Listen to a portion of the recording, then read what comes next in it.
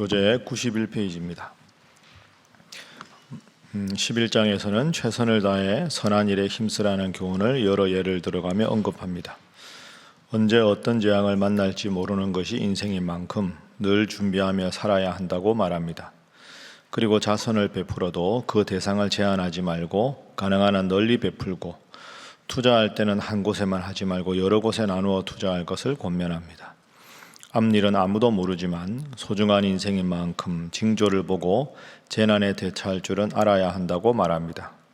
특히 이제 막 홀로 서려는 젊은이들에게 마음껏 원하는 일을 하면서 살 것을 권면합니다. 그러나 인생은 짧고 너무도 덧없는 것이며 그 후에 하나님의 심판이 있는 줄 알고서 신중하게 인생을 살 것을 권면합니다. 일상을 살아가는 삶의 지혜가 어떠해야 하는가, 오늘에도 계속해서 본문에서 말씀을 하고 있습니다. 자, 우리 오늘 본문 말씀 1절 2절 말씀을 함께 읽겠습니다. 자, 시작. 너는 내 떡을 물 위에 던져라. 여러 날 후에 도로 찾으리라. 7배개나 8배개 나눠 줄지어다. 무슨 재앙이 땅에 임할는지 내가 알지 못함이니라. 아멘. 1절은 해석하기가 여러 가지 아주 까다로운 본문입니다. 내 떡을 물 위에 던져라. 이게 무슨 말일까? 그런데 전도서 전체적으로 우리가 생각을 해보면 해 아래 인생, 해 위의 하나님인데 해 아래 인생을 살면서 기쁘게 즐겁게 최선을 다해 살고 상황이 주어지면 섬기고 베푸는 일에 힘쓰라. 그리고 하나님만 바라보라. 이게 이제 전도서 전체 주제이기 때문에 내 떡을 물 위에 던지라.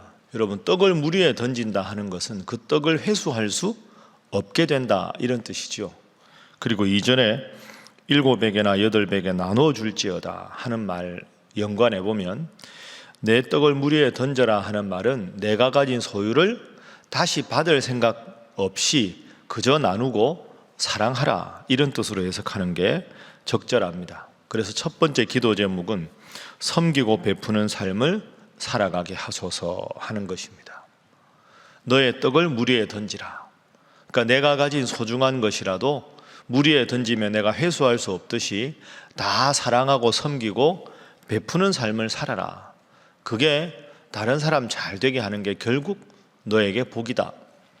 그래서 1절 후반부에 여러 날 후에 도로 찾으리라 하는 것은 이 사람들이 다시 나에게 은혜를 갚는다, 이런 뜻도 있지만 하나님께서 섬기고 베푸는 일에는 반드시 더 귀한 것으로 갚아주실 것이다. 그러니까 당장 내가 가진 것 나누었는데 회수되지 않는다고, 회수될 수 없는 거라고 걱정하지 말아라. 하나님이 다른 것으로 채워주시고 또 너의 사랑과 베풀미 다른 사람들에게 좋은 영향을 끼쳐서 물질과 돈으로 줄 수 있는 것보다 더 많은 것을 하나님께서 얻게 해 주실 것이다. 얼만큼 섬기고 얼만큼 베풀어야 하느냐? 2절 말씀대로 7배개나 8배개 나눠주라. 할 수 있는 한 많이 도와라. 그게 인생을 잘 사는 길이다, 이런 뜻입니다. 부모님이 아이에게 이야기할 때 야, 공부해서 남 주냐? 열심히 해라, 이렇게 말하지 않습니까? 근데 가만히 다시 한번 생각해 보면 공부하는 이유는 공부해서 남 주냐가 아니라 공부해서 남 주려고 공부하는 겁니다.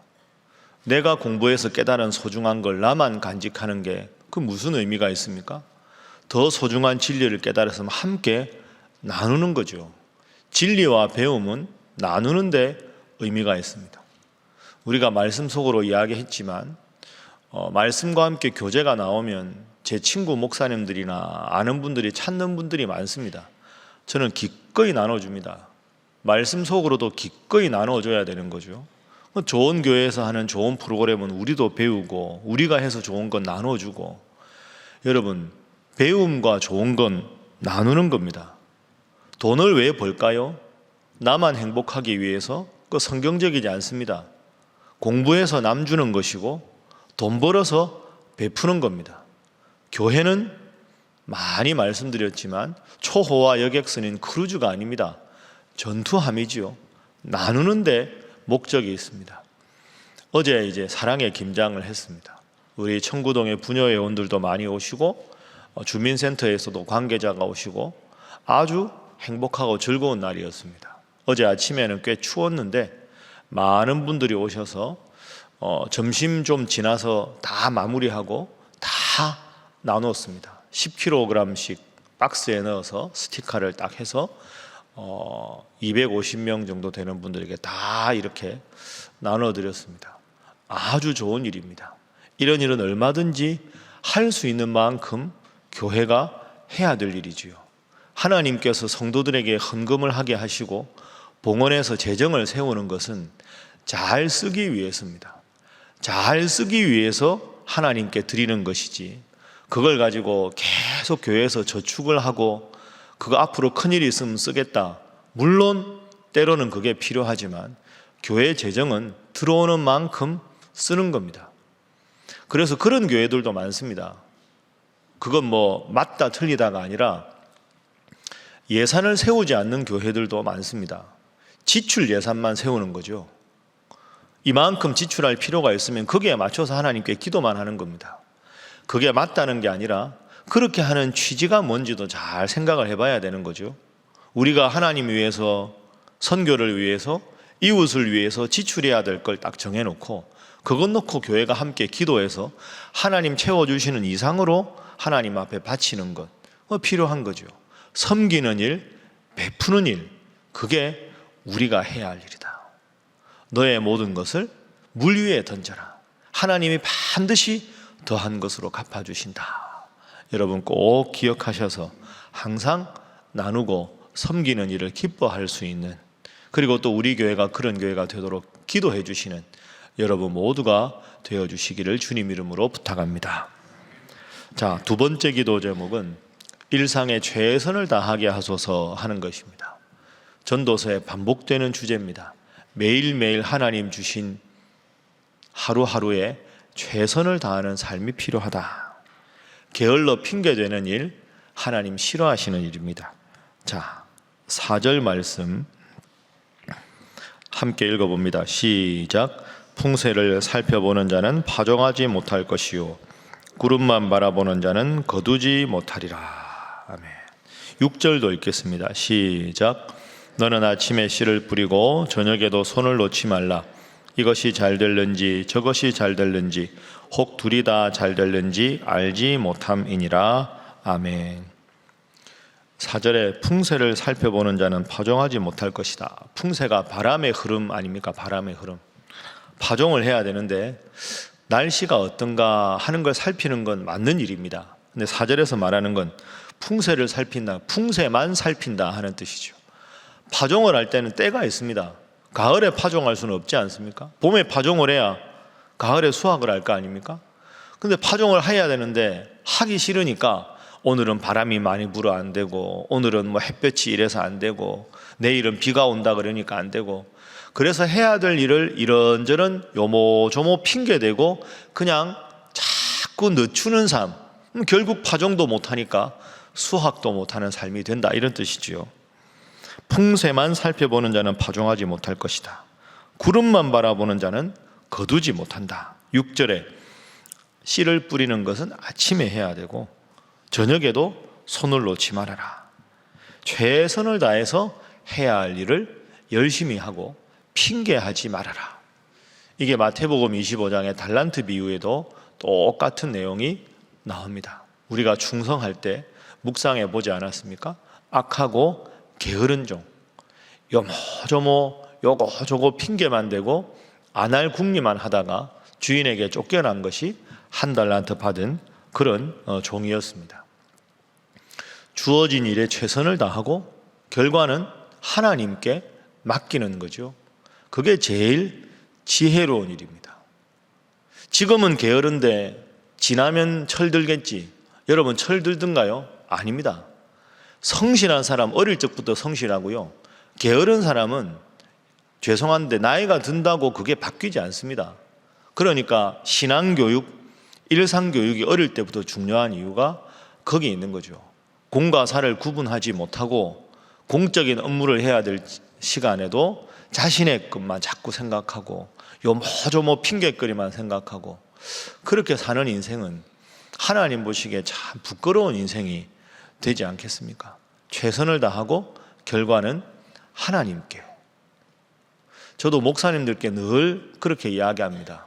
목사가 제일 한가해야 할 시간은 토요일이다, 주말이다. 주일은 우리가 원래 바쁘지만 설교 준비 미리 하고 신방 계획 미리 세우고 책도 평소에 시간 있을 때 많이 읽어놓고 열심히 성경 읽고 성경 공부 교재도 미리 다듬어 놓고 그런 거 미리미리 최선을 다해서 하는 겁니다. 그렇게 해야 다음에 시간에 쫓겨가지 않는 거죠. 저는 신학교 교수할 때 제일 학생들한테 불편했던 게 그겁니다. 제가 이제 다음 주가 종강이거든요. 장신대 수업하는 게 다음 주 종강입니다. 그럼 오늘 제가 수업을 오후에 가잖아요. 교수님, 수업 소논문 써야 하는데 제목을 이렇게 잡았습니다. 좀 봐주십시오. 이런 애들이 엄청 많습니다, 오늘. 왜냐하면 다음 주 종강하고 그 다음 주까지 내야 되거든요. 2주 남았잖아요. 그러면 오늘 저한테 소논문 제목 보여주는 학생들, 제가 점수를 잘 줄까요? 안 줄까요? A 안 줍니다. 이거 들으면 안 되는데.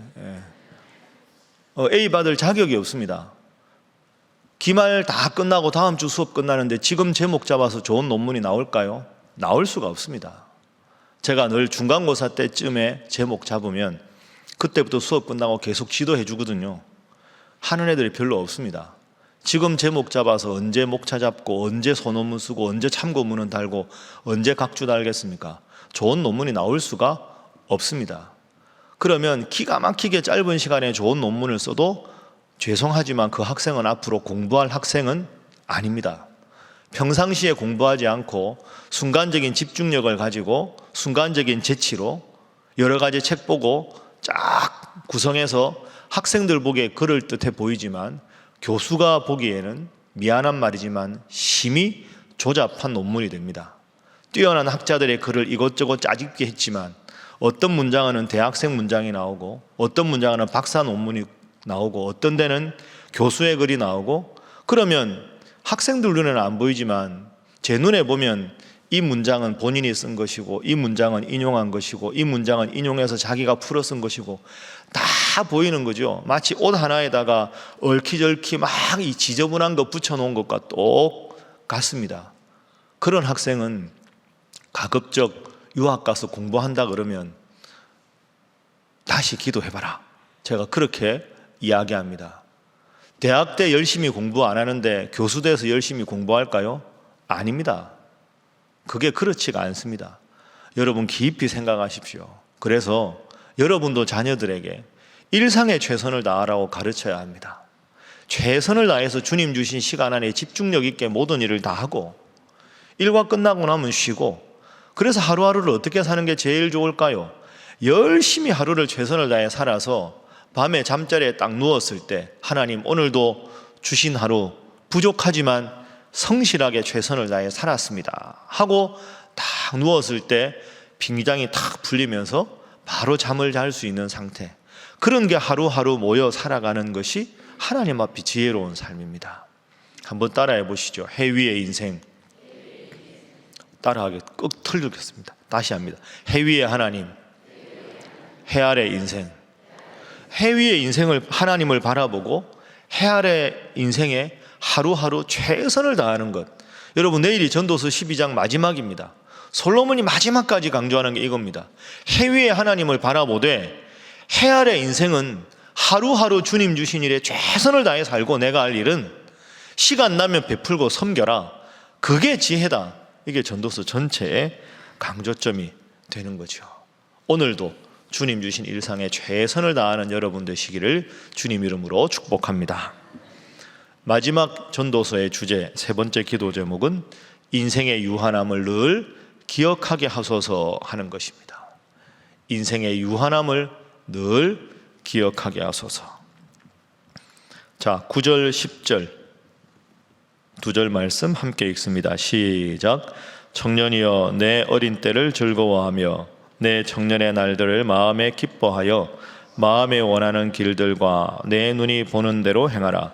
그러면 하나님이 이 모든 일로 말미암아 너를 심판하실 줄 알라. 그런즉 근심이 내 마음에서 떠나게 하며 악이 내 몸에서 물러가게 하라. 어릴 때와 검은 머리의 시절이 다 헛되니라. 아멘. 청년이여, 9절에 이렇게 이야기하죠. 내 청년의 날들을 마음에 기뻐하며 내 마음에 원하고 눈에 보이는 대로 행하라. 인생 허비하지 말고 청년의 때 해야 될 일에 집중해서 열심히 하라. 왜? 10절 마지막 절에 보면 어릴 때와 검은 머리의 시절, 청년의 때가 다 헛되다. 헛되다는 건 아무 소용없다 하는 게 아니라 그게 오래 가지 못한다, 영원하지 못한다, 이런 뜻이지요. 그러니까 지나고 나서 그때 그렇게 할 걸 하고 후회하지 말고 어릴 때는 어릴 때 해야 될 일 열심히 하고 청년 때는 청년에 해야 될 열심히 하고 노년에는 노년에 해야 될 일 열심히 하고 미루고 후회하는 삶을 살아가지 말아라. 그럼 여러분, 내일이 결론이지만 그도 말씀드리지만 여러 가지 결론이 나오죠.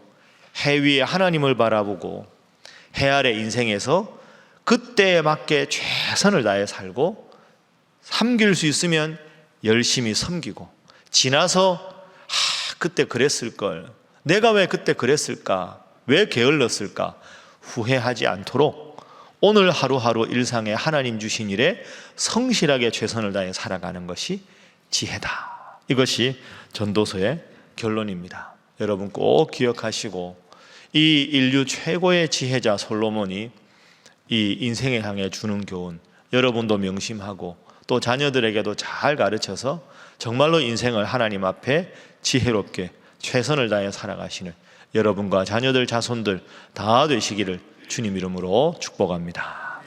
기도하겠습니다. 하나님, 오늘도 귀한 말씀 주셨으니 감사합니다. 섬기고 베푸는 삶을 살게 하시고 주님 주신 일상에 최선을 다하게 하시며 인생의 유한함을 늘 기억하고 주님께서 주신 여건과 상황에 최선을 다하는 그런 귀한 성도의 삶 되게 주여 역사하여 주옵소서. 위에서 기도하시고 또 특별히 여러분의 자녀들 자손들이 하나님 잘 믿고 하나님 맡겨주신 일에 성실한 자녀들로 자라게 하옵소서. 위에서 기도하시고 또 우리 교회가 섬기고 베푸는 일에 열심을 다하게 하여 주옵소서.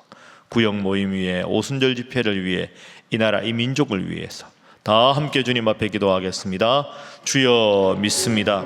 주여 믿습니다. 주여 믿습니다.